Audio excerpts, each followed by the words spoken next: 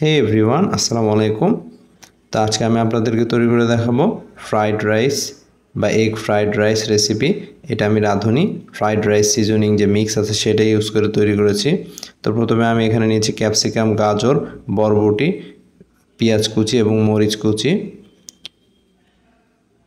তো প্রথমে চুলায় একটা ফ্রাই প্যান বসিয়ে দিয়েছি, দিয়ে এর মধ্যে কিছুটা তেল দিয়ে দিচ্ছি, দিয়ে এর মধ্যে আমি 2টা ডিম ভেঙে দিচ্ছি।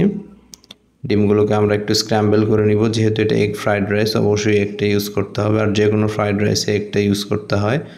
তো দিয়ে দিচ্ছি হাফ চা চামচের মতো লবণ এবং কিছুটা গোলমরিচের গুঁড়া, দিয়ে এগুলোকে একটু স্ক্র্যাম্বল করে নিচ্ছি খুব সুন্দরভাবে। তো আমি এখানে যেহেতু রাঁধুনি রেডিমিক্স ফ্রাইড রাইস সিজনিং যে মিক্স কিনতে পাওয়া যায় বাজারে 10 টাকার প্যাকেট, সেটা ইউজ করে তৈরি করব।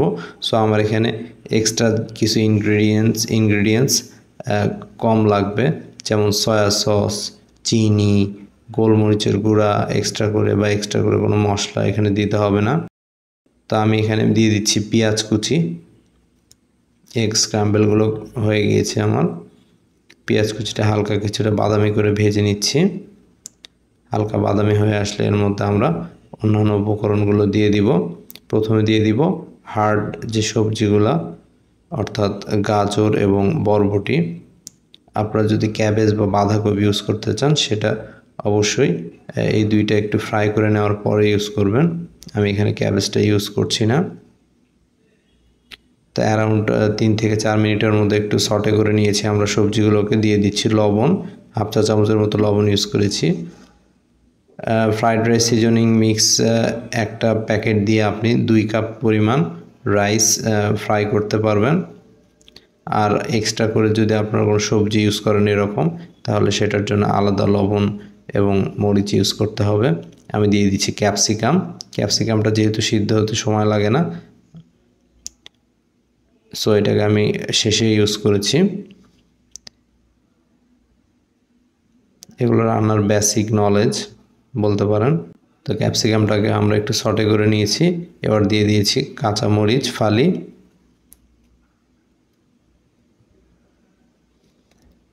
এবার আমরা যে রাইসটা সিদ্ধ করে রেখেছিলাম সেটা দিয়ে দিচ্ছি। রাইসটা অবশ্যই 70 to 80% কুক করবেন, ফুল কুক করতে যাবেন না, তাহলে রাইসটা ঝরঝরে হবে না। আর রাইসটা সিদ্ধ করার সময় অবশ্যই রান্নার রেগুলার তেল ইউজ করবেন, তাহলে রাইসটা ঝরঝরে হবে। এবং চেষ্টা করবেন আগের রাত্রে রাইসটাকে রান্না করে ফ্রিজে রেখে দেওয়ার জন্য, তাহলে রাইসটা আরও বেশি ঝরঝরে হয়।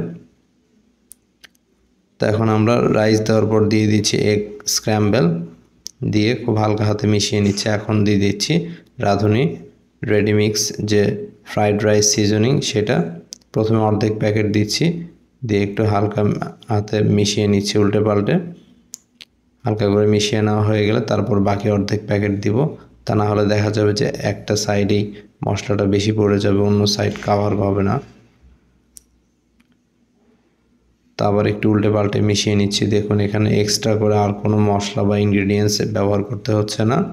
তো এটা খুবই ইজি, ঝটপট তৈরি করে ফেলা যায়। আমি চেষ্টা করেছি আপনাদের জন্য একটু ইজি কিছু নিয়ে আসতে। এছাড়াও সিজনিং মিক্স ছাড়াই নর্মালি যেভাবে এগ ফ্রাইড রাইসটা করা হয় সেই রেসিপিটাও আমার চ্যানেলে দেওয়া আছে।